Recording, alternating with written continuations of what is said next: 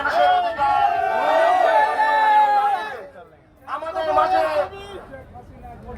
আমাদের মাঝে উপস্থিত রয়েছেন গণতন্ত্র অধিকার আন্দোলন অধিকারের একজন মানবাধিকার কর্মী, যার পরিচয় আপনারা জানেন।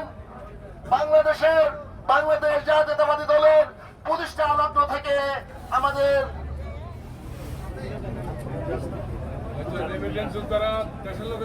অন্যতম প্রতিষ্ঠাতা জনাব শ্রদ্ধেয় প্রয়াত মশিউর রহমান জাদুমের কন্যা, সুযোগ্য কন্যা আমাদের রিটা রহমান আপা আমাদের মাঝে উপস্থিত আছেন।